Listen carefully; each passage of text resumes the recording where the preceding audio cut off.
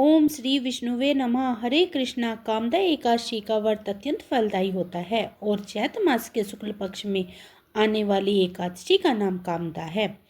इस दिन श्री हरि की भक्ति करने से सभी मनोकामनाएं पूर्ण होती हैं और जीवन के सभी दोष दूर हो जाते हैं। अगर इस व्रत को पूरे विधि विधान से किया जाए तो निश्चय रूप से ही भगवान विष्णु की कृपा प्राप्त होती है और यह एकादशी अपने नाम के अनुरूप ही फल प्रदान कराती है, अर्थात भक्तों की सभी कामनाओं को पूर्ण करती है। कामदा एकादशी के दिन कुछ खास उपाय करके आप अपने जीवन की बहुत सारी समस्याओं से मुक्ति पा सकते हैं। लेकिन इस बार एकादशी के दिन अगर आप अपने जीवन से जुड़े हुए कुछ भी शुभ या नया काम करने जा रहे हैं तो इस बार आपको सावधान रहना होगा। इस बार एकादशी पर ऐसा संयोग नहीं बन रहा है कि आप कोई नया काम कर सकें, अपने व्यापार से जुड़ी हुई कर सके या फिर कोई भी ऐसा काम जो आपके जीवन को और आगे ले जाने वाला हो, क्योंकि इस बार एकादशी के दिन भद्रा लग रही है और इस बार भद्रा का वास पृथ्वीलोक पर यानी मृत्यु लोक पर ही रहने वाला है। तो ऐसे में अगर भद्रा में कोई भी उपाय, कोई भी इस तरह का काम किया जाता है तो आपको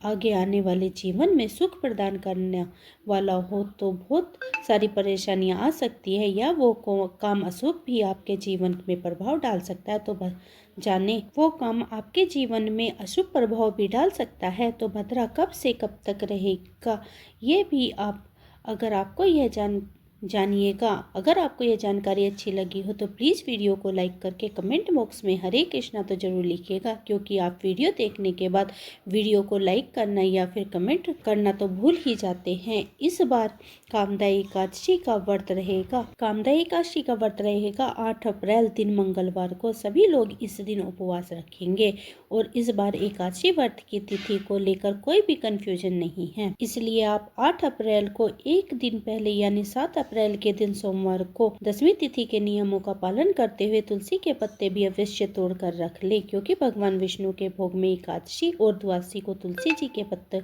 अर्पित किए जाते हैं। एकादशी तिथि 7 अप्रैल दिन सोमवार की रात को 8:01 से आरंभ होगी और 8 अप्रैल मंगलवार की रात को 9:12 तक रहेगी और एकादशी व्रत के दिन सुबह 8:12 से रात 9:12 का जो समय है वह भद्रा का ही रहे। 8 अप्रैल मंगलवार को ब्रह्म मुहूर्त सुबह 4:39 से 5:27 तक रहेगा। सूर्योदय सुबह 6:16 से सूर्यास्त शाम को 6:41 पर होगा। प्रातःकाल पूजा का शुभ मुहूर्त 4:52 से शुरू होगा और 6:03 तक रहेगा। शाम की पूजा का मुहूर्त शाम को 6:42 से शुरू होगा और 7:51 तक रहेगा और अभिजीत मुहूर्त दोपहर में 12:03 से 12:53 तक रहेगा। राहु काल दोपहर में 3 बजे से 4:30 बजे तक रहेगा। अब बात करते हैं द्वादशी तिथि के। द्वादशी तिथि 8 अप्रैल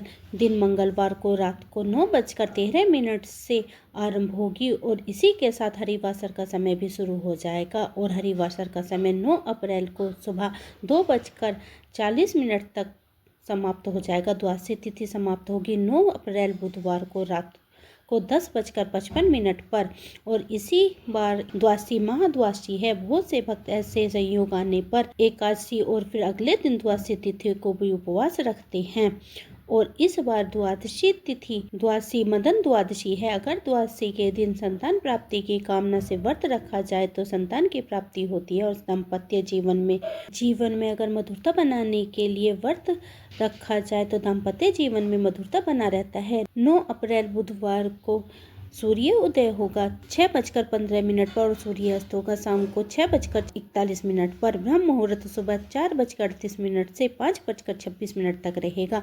प्रातःकाल पूजा का शुभ मुहूर्त 4:54 से 6:02 तक रहेगा।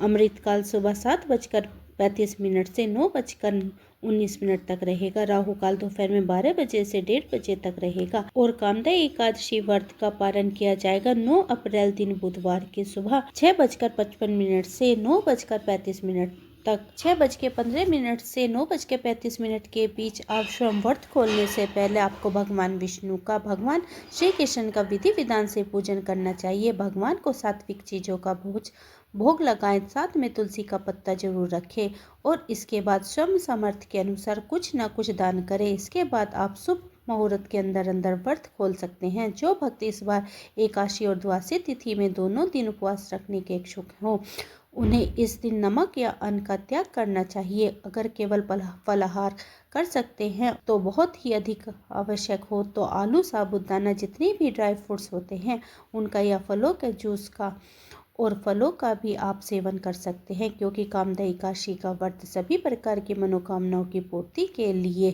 किया जाता है। आज आप एकादशी और द्वादशी तिथि हो सकते तो दोनों ही दिन व्रत रख सकते हैं, या फिर केवल एकादशी के दिन भी किसी गरीब को पीले ओढ़ने वाले वस्त्र और पीले भोजन का, जैसे पीली दाल का या बेसन आदि का दान कर सकते हैं। इस तरह से यदि दान किसी निर्धन जरूरतमंद को दिया जाए तो मनोकामना अवश्य ही पूर्ण होगी और भगवान श्री हरि की कृपा भी सदैव बनी रहेगी। यह थी आज की वीडियो। उम्मीद करती हूँ आज की वीडियो आपको पसंद आई होगी।